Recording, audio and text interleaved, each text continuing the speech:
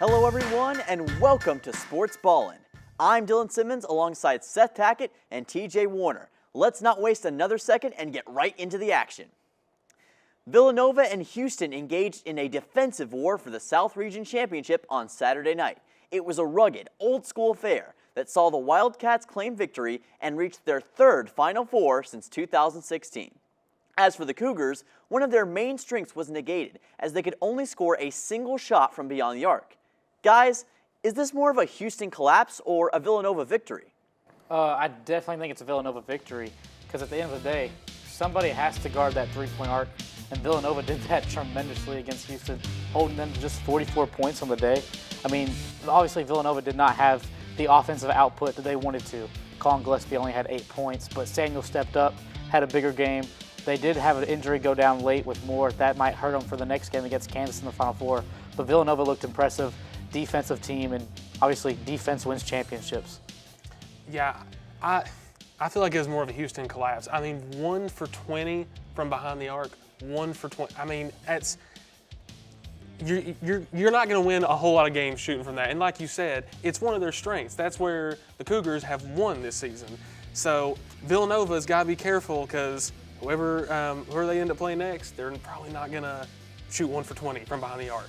I have to agree with you guys on that one. You know, I'm a Villanova fan, as I've stated before on the show, so I was watching this game with a lot of intrigue, and I have to say, if it had been pretty much any other game, if they had been up against a lot of different opponents, they probably would have lost this game. 50 points usually doesn't cut it, but as you see on the highlights right now, what Villanova did is they targeted the outside and the interior, very kind of a man-to-man defense, and it stymied Houston. They couldn't get anything going offensively. 1 for 20 from beyond the three-point arc. It was reminiscent of the Houston Rockets in the 2018 Western Conference Finals, so apparently something about teams from Houston with three-point shots. Really weird, but yeah, they got a three-point shot there. They're only one of the game, but Villanova did a great job with that. But obviously the Moore injury is a huge cause of concern. Cannot say that enough. And what I'm curious is about, can they keep that chemistry as a team? We were discussing this before the show. It's probably going to take Gillespie and Moore coming together to have just an absolute huge game for them to have success. But I do think Villanova is going to be a team to contend for that national title, as we will discuss later in the show. The Duke Blue Devils continued their impressive March Madness run by taking out the Arkansas Razorbacks in the Elite Eight. The offense was absolutely explosive as they put up 78 points on the night and kept the game out of reach for the team from Fayetteville. This victory also marks Coach K's 13th trip to the Final Four, surpassing the legendary John Wooden. Guys, what is the biggest takeaway from this historic contest? Yeah, in my opinion, everyone was doubting Duke going into this March Madness, saying, oh, they're too young. But I think they were mainly saying that because Gonzaga was in their bracket, and everyone just assumed they were going to the national championship, #1 overall seed. Well, they didn't even have to end up playing Gonzaga, and they have the best coach of all time coaching their roster, and it's his final year. Those kids want to send him out on a good note. Coach K's got those guys playing tremendous right now. Paulo Banchero playing out of his mind, going to be a top 5 draft pick without a doubt. They're running a solid 6-man rotation, and that's about all they need right now. Duke is looking really good, and watch out for them in the Final Four. Yeah, and talk about picking the perfect time to get hot, right in the tournament. One thing that really impressed me, Duke out-rebounded Arkansas defensively, 27-17. I mean, that's hard to overcome for Arkansas. And you really saw that as the game went on, because every time Arkansas kind of clawed their way back, got a little bit closer, Duke just came right back and shut them down. And I think those rebounds had a lot to do with that. Yeah, I absolutely agree. I watched, of course, the Duke-Arkansas game right after Villanova, and what really stood out to me was how they just kept their foot on the accelerator. This team is nonstop. They can hit you from all sorts of different angles, especially from beyond the arc. They were playing out of their mind, shot after shot after shot, and Arkansas did everything they could to try to make a comeback, but every time there was even a hint that Arkansas could overcome this deficit, Duke always answered. And I gotta say, Jeremy Roach was an absolute unit in this game. He played out of his mind. And really, I think Coach K leaving has motivated this team. They know the stakes, and this Duke, this next matchup they've got coming up is going to be especially huge here in just a little bit. Yeah, I agree completely. But Coach K has got them playing at the best ball, like you said earlier, at the right time.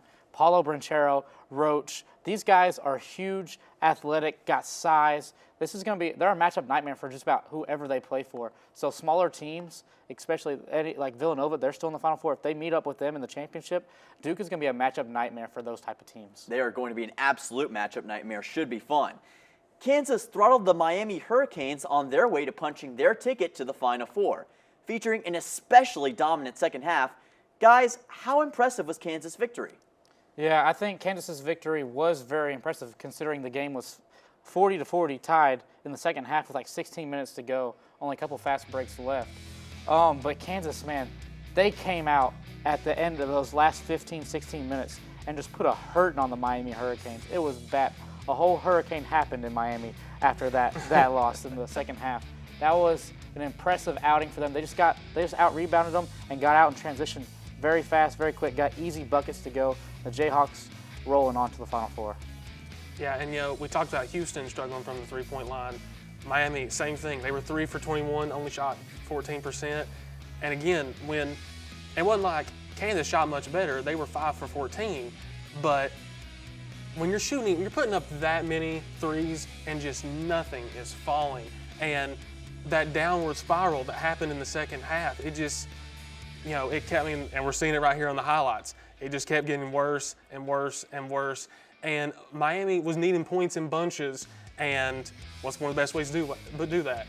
Make some threes, and they could not get anything to fall there. Yeah, no, they could not at all. And another team that punched their ticket to the Final Four, North Carolina, also claimed victory by ending the Cinderella run of the St. Peter's Peacocks. They are now the lowest remaining seed. So guys, are the Tar Heels contenders or pretenders? Oh, I definitely think they're contenders. After the little region run they had this March Madness, they knocked off number 1 seed Baylor, knocked off a UCLA team that made it to the Final Four last year, which is about everyone they had from the last year's team, and knocked off an impressive St. Peter's team. They're a 15 seed. Everyone's going to be like, oh, they're just St. Peter's, but don't count out Daryl Banks and Doug Eater. Those are two studs that play for St. Peter's, and they held Doug to 0 for 5 from the field and only 2 points from the free throw line. North Carolina, their defense is ramping up at the right time. They have a big three that can score the ball just about from anywhere. Armando Bacot is getting every offensive board he wants to. So North Carolina is going to put a hurt on people in the Final Four as well. Absolutely, not a team to be taken lightly. The Final Four is definitely shaping up to be one for the ages. Cannot wait to see what happens. When we come back, we will discuss the Unfuego Memphis Grizzlies, the Preds' playoff hopes, and A.J. Brown leaving the Titans potentially. All that and more when Sportsballin returns. America, welcome home the brave. The brave men and women who serve their country are coming home. Home to their cities and towns. Home to their mountains and valleys. Home to their families and friends. Home to America. Some of these warriors are coming home with wounds you can see, and some with wounds you can't see, like post-traumatic stress disorder. Wounded Warrior Project was created to provide the support these wounded veterans need to ensure their return to America is well-adjusted and successful. But we need your help to ensure that our mission is a success. Help us honor and empower these wounded warriors. Contact us at findwwp.org. America, welcome home the brave.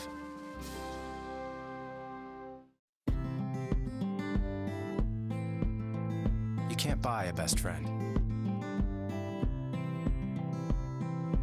You can love them, pet them, care for them, whether they want you to or not. You can take a picture or 50. You can bring them with you wherever you go. You can jump, yell, hide and go seek, play dress up, or not. Go for a walk, or not. You can fly to the moon, travel the world, or just stay in bed. You can't buy a best friend like that. But you can adopt one. 'Cause we're connected.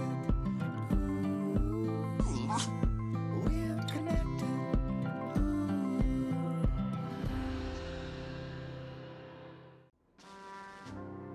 From Iraq and Afghanistan Our brave warriors are coming home, wounded.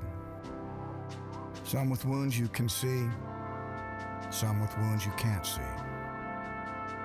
Wounded Warrior Project was created to support our men and women coming off the battlefield. Please help carry these warriors the rest of the way home. Get involved at woundedwarriorproject.org. And we are back. The Memphis Grizzlies punched their ticket to the NBA postseason by flattening the Milwaukee Bucks 127-102. It was a bittersweet moment, however, as news broke around the same time that Ja Morant is dealing with a knee injury and will be reevaluated in 2 weeks' time.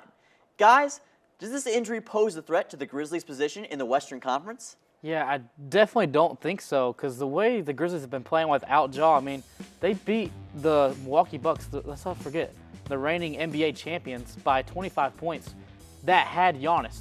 Grizzlies were without their best player, Ja Morant. Bucks were pretty much full-fledged. Giannis and Chris Middleton, Brook Lopez back from injury. The Bucks are a dang good team, and the Grizzlies pretty much decimated them without Ja Morant, so I think they're going to be just fine. Yeah, and right now the Grizzlies, they're currently the 2 seed. They have a 4-game advantage over the Warriors. So I definitely think that they're in a perfect position. And let's not forget too, Memphis, they're 17-2 without Ja Morant this season. I will repeat that. 17 wins, 2 losses without their star player. So I definitely think Memphis they're going to be fine. I 100% agree with you on them being fine. And when you look at this team, I think they're a flat-out dangerous team right now.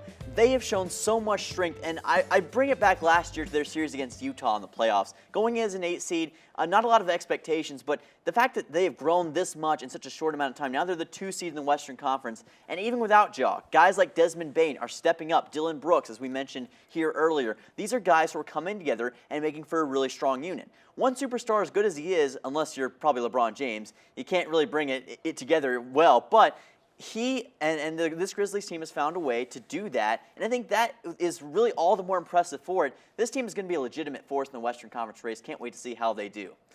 The Predators remain in a tight race for the postseason, but gained momentum by defeating the Philadelphia Flyers in a 5-4 dramatic victory on Sunday. Nashville finds themselves as the first wild card in the Western Conference at the moment, but do not have much room for error. Guys, with the Pred season ending in exactly a month, do they have what it takes to seal the deal on a postseason berth? Yeah, I definitely think they do, and this win over the Flyers was a much-needed win. The Flyers are obviously not one of the top teams in the NHL this year, so this one was a big one, not even a big one, a much-needed one for the Predators to keep themselves alive in the postseason race. But they're going to have a couple games coming up that are really going to determine exactly how far or how high they can be ranked. Yeah, and one thing too, let's remember, the Predators, they moved up in the rankings. They're now 3rd in the Central Division. That's right. So yeah, they got out of that first wild card spot. But it's definitely precarious. They could very easily fall back down into that wild card spot. So it's gonna be tough because like the Predators, before they got this big win over the Flyers, they lost 2 straight games by a score of 6-1. Ouch. I mean, brutal losses. Now, they were some good teams, the Kings and the Golden Knights, but, you know, the Predators, we got to see some consistency from them heading into the postseason, and that's what I'm looking to see. They need to string together some wins here, get on a run, and maybe they can steal that the 2 spot from the Minnesota Wild out of the Central Division, because they're still pretty close. That could happen, but they got to get on a run to do that. I agree 100%. And when you look at this Predators team, where as we see some of the highlights right here, like you said, this was a much-needed victory. And I think there's kind of been a stigma around the Preds since the All-Star break. Haven't been the same team as they were beforehand. Kind of been struggling in different areas, but it seems like they're starting to potentially find that gear. Maybe this is the cornerstone piece that they need in this final month of action. And they need to get into that consistency, like you guys said. I'm looking for guys like Philip Forsberg, guys like Roman Josi to step up and play lights-out ice hockey. And I think the Preds have the potential to do that, and I'm sure we're going to see that really start and begin with this game coming up against the Ottawa Senators here shortly. But the Preds are definitely a playoff contender, and I'm interested to see what their ceiling is going to be. Well, guys, that's all the time we have for right now when it comes to pro sports, but when we come back, we're going to have those sizzling hot takes of the week, so stay tuned here on Sportsballin. We'll see you in a little bit.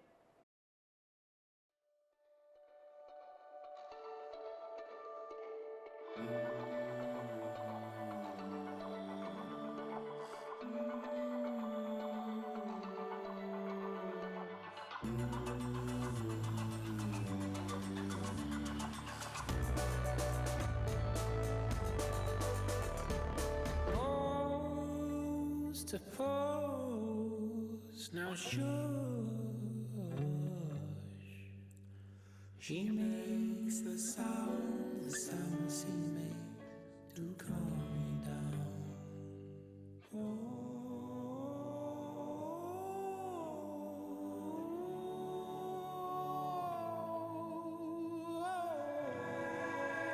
She makes the sound she makes needy. She makes the sound she makes needy. Baby, don't sing.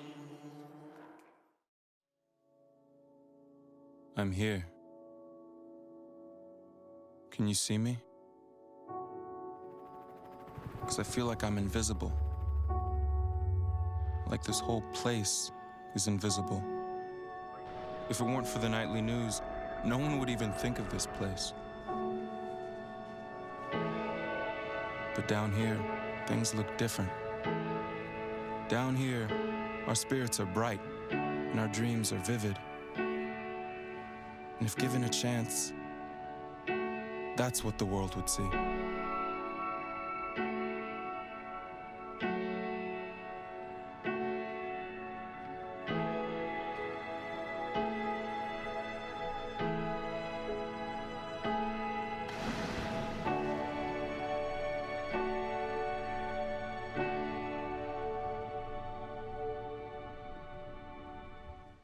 In the past 50 years, we've made a lot of progress in smoking prevention. But if we don't do more, 1 out of every 13 children alive today will die early from smoking. That's 5.6 million precious lives we can save. Together, we can make the next generation tobacco-free.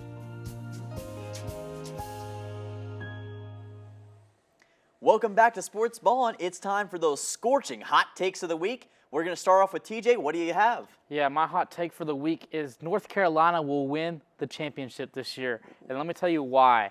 They're one of the hottest teams in the country right now. Ended the season on a win over Duke, 94-81. Went to the ACC tournament, had an okay tournament, but is coming in hot to the March Madness. Everyone's riding high on them. Beat the number 1 seed Baylor, then proceed to beat number 4 seed UCLA that went to the Final Four last year with Johnny Juzang, and then beat the Cinderella team with St. Peter's with old Doug Eder and Darryl Banks, the fan favorite Doug. And Tar Heels just absolutely obliterated St. Peter's, never gave them a shot, knowing they're a Cinderella team, knowing they're going to have momentum to come out and try to make another upset to make it to the Final Four, be the first ever 15 seed. North Carolina just never let them have a chance of doing that. As you can see, they're up 7-0 to start the game, and this looks like they've completely controlled it the whole time, the whole way through. But for that national championship team, you have to have a couple good guys that can keep on the boards and be able to put the ball in the basket. Caleb Love is a guard for them, and RJ Davis is another guard for them that can make a shot anytime they need a shot. And Armando Bacot and Brady Manick, man, those are 2 forwards down in the post. Brady Manick can stretch it out, shoot the 3 ball. Bacot will get any rebound he wants, offensively or defensively. That's going to be a recipe for success. The coach has got them playing good ball at the right time. Yeah, I get what you're saying, TJ, but there's one problem, and that's who they're facing in the Final Four. For the first time ever in the NCAA tournament, we're seeing Duke versus North Carolina. And I think right now Duke is just they're playing on another level after losing that Coach K's final home game and losing in the ACC championship game. Duke's been playing on another level in the tournament, and I've got Duke getting past North Carolina and making it to the championship game. Yeah, I'm going to have to agree with Seth on this one. It's not so much about who North Carolina is going, how good they are, but it's more about who they're facing. Duke is playing simply another level right now. They remind me of the 2011 UConn Huskies. They've got that drive, determination, and really I think it's been Roach that has been leading the Blue Devils into what they're doing right now. They look like an unstoppable team. They've taken out some tough teams like Arkansas, Texas Tech, Michigan State, tough opponents that really, I don't know if North Carolina's really had the same. They did have Baylor early on, but I think Duke's more battle-tested, and they've got the momentum right now. I just don't know if North Carolina can keep up, especially in Coach K's final Duke-UNC game. All right, Seth, so what's your hot take? Okay, for my hot take this week, I've got the Miami Dolphins. They're going to make the playoffs this upcoming NFL season. And Big reason for that, of course, obviously they had a lot of acquisitions so far. Big one, Tyreek Hill. Tyreek is going to be such a huge help to Tua. And pairing him with Waddle, I mean, that's just a recipe for success, okay?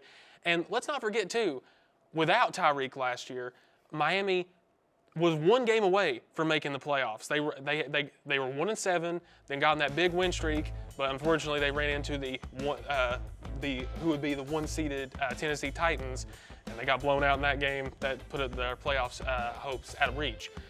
But they still finished, going from 1-7 to finishing the season 9-8, one game out of the playoffs, and then you go out and you get all this big name talent. I just feel like Miami has poised themselves, put themselves in position to get to the postseason, to get over the hurdle and finally make the playoffs. Yeah, the AFC is just too stacked, in my opinion.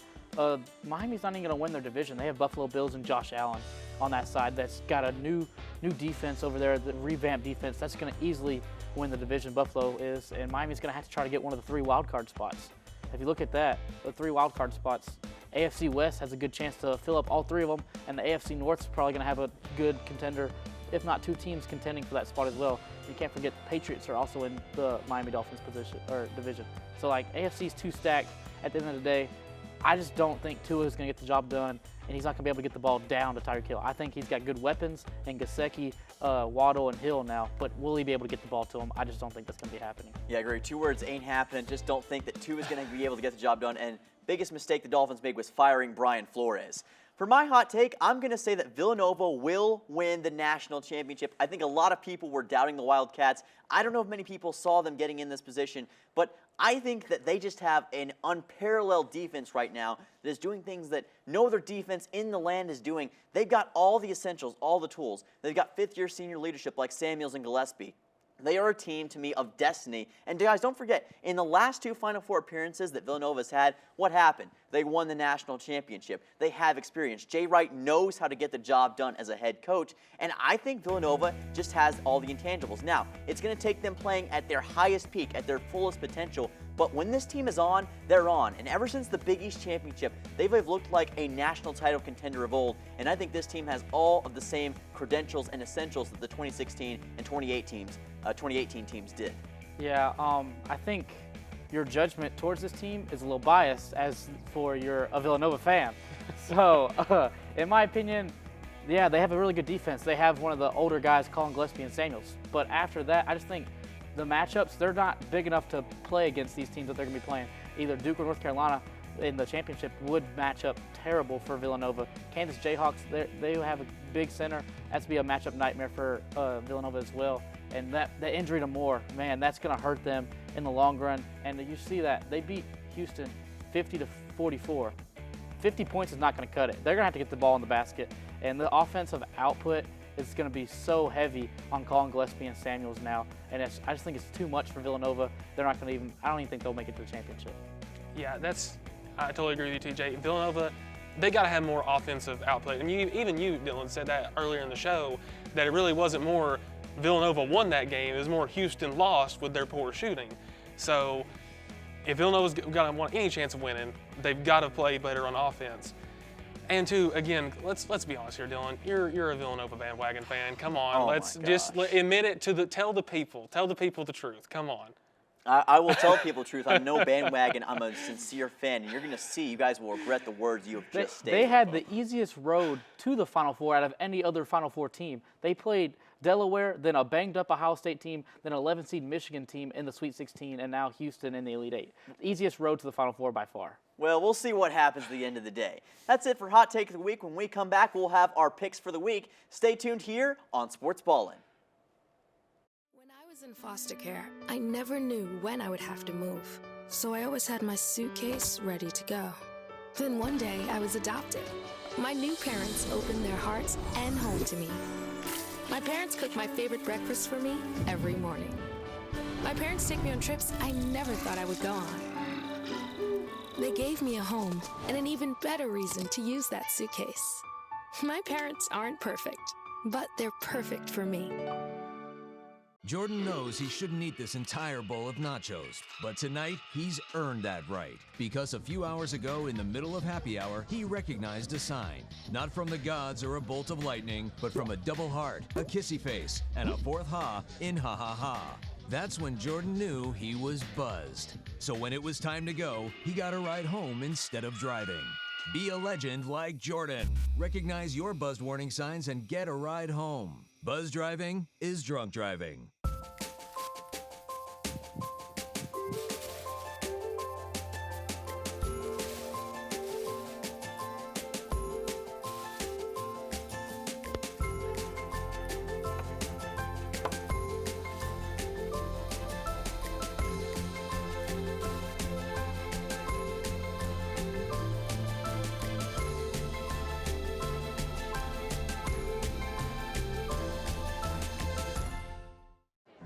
The black truck?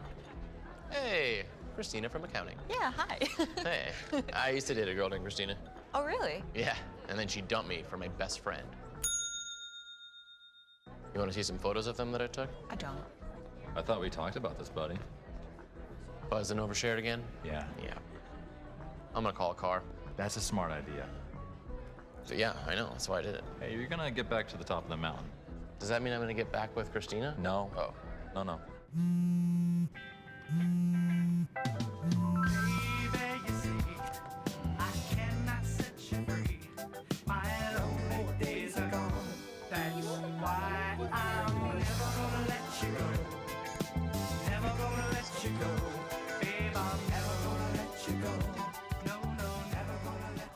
Here you go. Thank you. Thank you.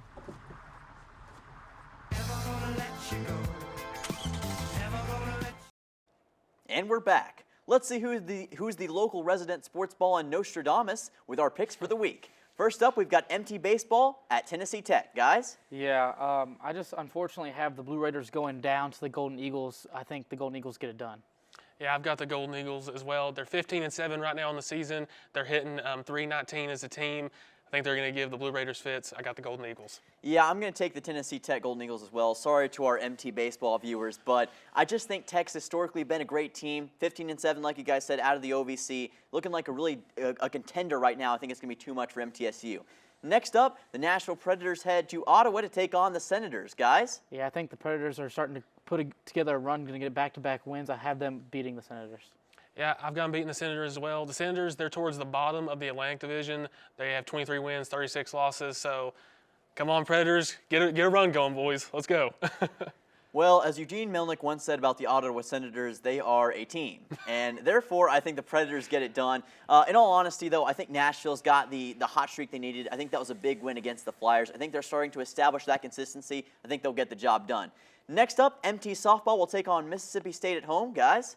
I hate to do it, but I'm going against the baseball and softball team. I'm going to take Mississippi State, Bulldogs, Power 5, SEC talent. Just going to be too much for the Blue Raiders. Yeah, I'm with you, TJ. Mississippi State, they're 22-10. They're on a 6-game win streak. I think they're going to be too much for the Lady Raiders softball team. Make it 7. And sorry to our baseball and softball players. I promise we're fans, but I have to pick Mississippi State as well. As TJ said, SEC powerhouse. Historically, they've kind of had that ability to get the job done. I think they'll win. And last but not least, the Memphis Grizzlies go to San Antonio to take on the Spurs. Guys? Yeah, they're going to be without Ja Morant again, but look for names like Dylan Brooks, Desmond Bain, Jaren Jackson Jr. to get in the mix. Man, Grizzlies on the road at the Spurs, give it to me. Yeah, after what the Grizzlies did to the Bucks, give me them over the Spurs all day. I'm going to take the Grizzlies getting the job done with that talent. And that's going to do it for this week's episode of Sportsballin. But thank you all so much for tuning in. Remember to catch the show anytime on BRTV. For Seth Tackett and TJ Warner, I'm Dylan Simmons saying so long, and we'll see you all next time.